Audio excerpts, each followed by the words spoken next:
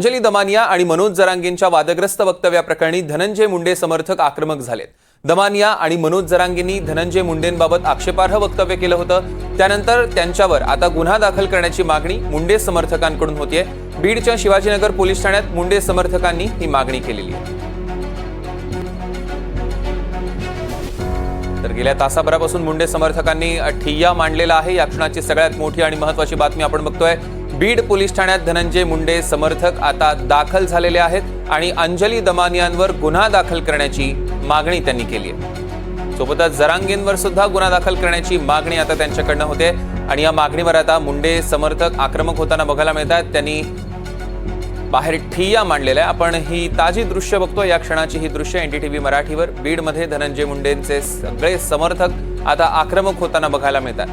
अंजली दमानिया आणि जरांगेंवर गुन्हा दाखल करण्याची मागणी आता मुंडेंचे समर्थक करताना बघायला मिळतात। तर मुंडेंबाबत वादग्रस्त वक्तव्य केल्याचं त्यांचं म्हणणं आहे आणि त्याचमुळे आता त्यांच्यावर गुन्हा दाखल करावा या मागणीसाठी जवळपास गेल्या तासाभरापासून हे सगळे समर्थक आता ठिय्या मांडून बसलेले आहेत। आपण ही ताजी दृश्य बघतोय एनडीटीव्ही मराठीच्या स्क्रीनवर।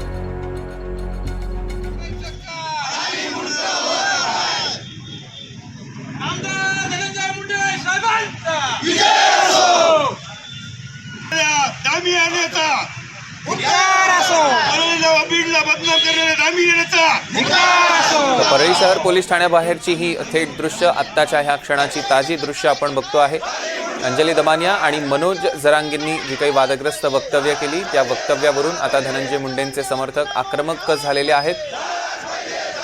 दमानिया आणि मनोज जरांगेंनी धनंजय मुंडेंबाबत आक्षेपार्ह जी वक्तव्य केली होती त्यावर आता त्यांच्यावर गुन्हा दाखल करण्याची मागणी मुंडे समर्थकांकडून करण्यात येते। याच आंदोलनस्थळी आपले प्रतिनिधी पोहोचलेले आहेत। स्वानंद पाटील आपल्या सोबत जोडले गेलेत। स्वानंद, काय अपडेट्स आहेत? सौरभ, जो आरोप काल जरांगे पाटील आणि इतरांनी काही परभणीतून केला होता त्याच अनुषंगाने आता जे मुंडे समर्थक आणि वंजारी समाज आहे हा एकत्र येताना वंजारी समाज एकत्र येताना दिसतोय।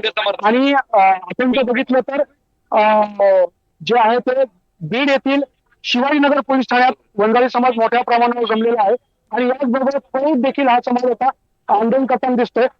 आता आपल्यासोबत काही आंदोलक आहेत आणि आपण त्यांच्या मागण्या नेमकं काय जाणून घेणार आहोत। काय सांगाल, काय तुमच्या मागण्या आहेत नेमकं? 2 दिवसापूर्वी अंजलीताई दमानिया ह्या बीडमध्ये आल्या होत्या। त्यांनी 2 समाजामध्ये भावना भडकवायचं वक्तव्य केलं होतं। त्यामुळं आमच्या जिल्ह्यातील राष्ट्रसंत भगवान बाबा यांच्या बॅनर केज तालुक्यामध्ये फाडण्यात आला होता त्यांच्या वक्तव्यामुळं।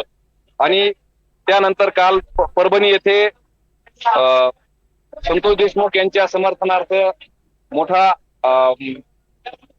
हे मेळावा भरण्यात आला होता। त्या मेळाव्यामध्ये जरांगे पाटील असतील, सुरेश दसांना असतील, आमच्या जिल्ह्याचे खासदार बाप्पा असतील, बीड विधानसभेचे आमदार संदीप क्षीरसागर असतील, यांनी 2 समाजामध्ये असं म्हणजे दंगल व्हावी असं चित्र निर्माण केलंय।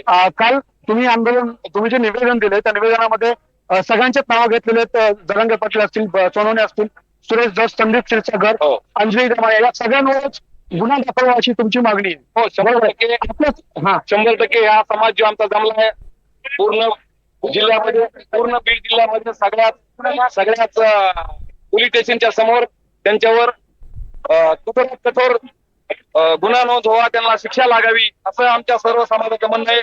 आमचा पूर्ण समाज असा भयभीत झालेला आहे। आमच्या समाजाला संरक्षण मिळावं, आमचा समाज रस्त्यावर उतरून पूर्णपणे दहशतीत आहे।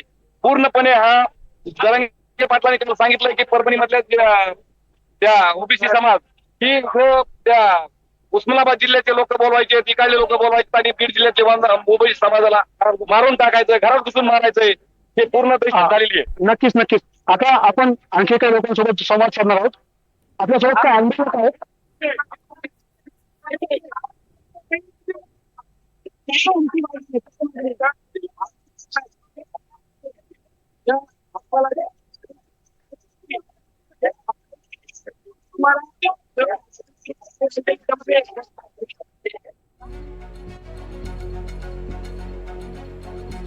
झाले पाहिजे तर या आमचे गुन्हे दाखल करून घ्यायला ते म्हणते घटना परभणीची आहे, तिला गुन्हा दाखल करा। परंतु 15 दिवसापूर्वी मुंबईची घटना इथं जितेंद्र आव्हाड आणि संदीप क्षीरसागरला चहा पाजून गुन्हा दाखल करून घेतला. आम्ही सर्वसामान्य आहेत म्हणून आमचा गुन्हा दाखल करून घेतला. साधारण 1 तासापासून तुम्ही इथं बसले, तुमची काय मागणी नेमकी? आमची एवढीच मागणी आहे, जरांगे पाटील, अंजली दमानिया, सुरेश भट, संदीप क्षीरसागर या चौघांवर गुन्हे दाखल करून घेण्यात यावे. आणि धमकी दिली त्यांनी.